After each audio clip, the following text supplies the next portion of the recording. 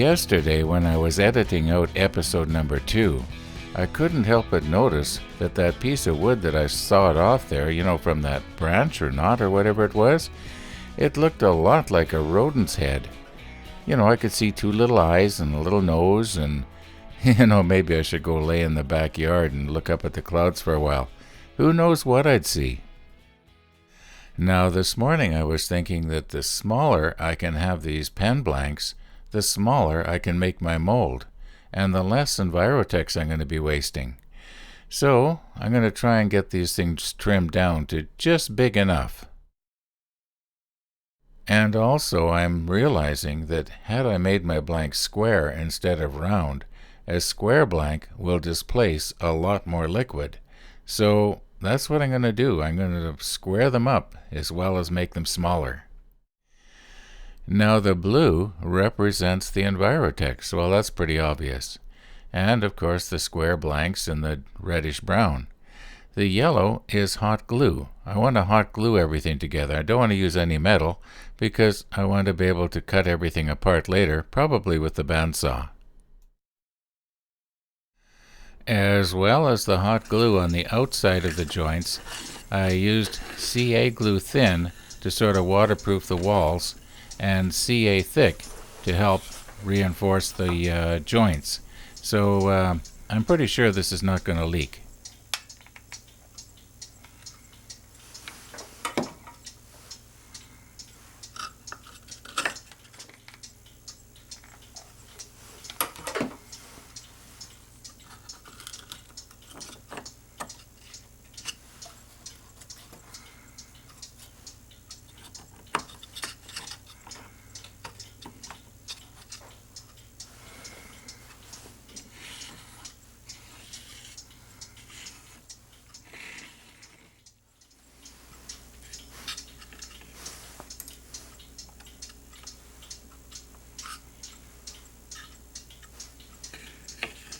Just doing a dry run here. I don't want to have the resin all mixed up and then find out that it's not going to fit.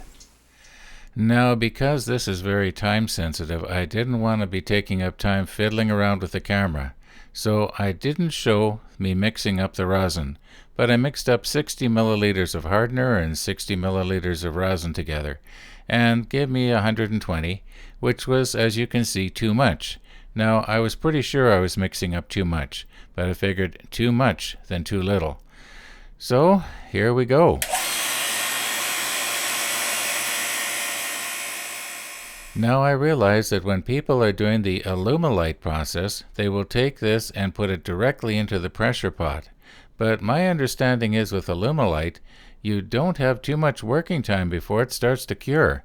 Whereas this I have about, I'm guessing an hour to 90 minutes from what I remember from using it before. So it stays pretty liquidy for a long time. So I have time to fool around like this and get some of the air out using the vacuum. In other words, it should work better.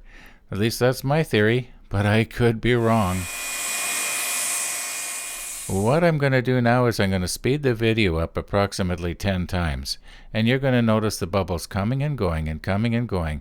Well, what's happening is I'm bleeding the vacuum off, and the reason for that is I want the bubbles to burst and then start all over again. If I let it build right up to full vacuum, it's going to overflow.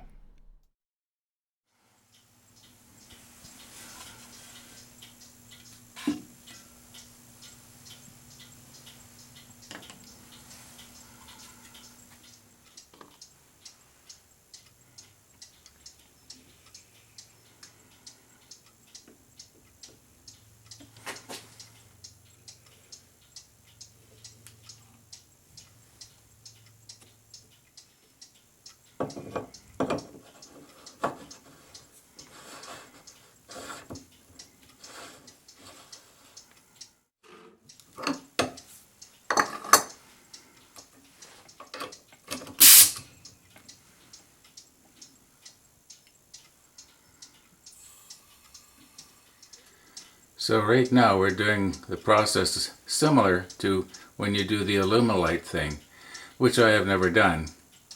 The only difference is instead of going up to maybe 60 pounds, we're going up to close to 120.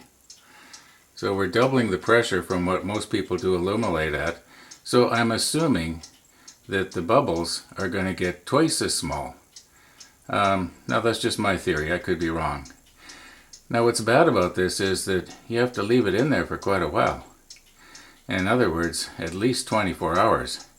So we won't know until tomorrow how this is, going to work. You can see here it's still very runny, even after several minutes. Like about 15 minutes ago is when I mixed this up. And we'll test it out in about a couple hours and just see how runny it is. I guess that'll be a good indication of what it's like inside the tank. I don't think the pressure is going to make any difference to the curing. What I've done here is I bled the air off my compressor tank so that the compressor would kick in, and now it's at its maximum pressure, which is about 130 pounds or almost 9 times normal atmosphere pressure. It's about 3 hours and 15 minutes ago now that I mixed this up, and I'm expecting it's going to be a lot thicker.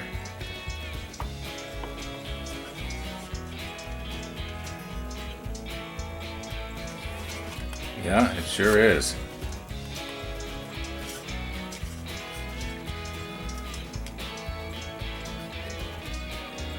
Now the stick slowly moves. Now I hope it's like this on the inside. Give it till tomorrow. Then we can take a look at it.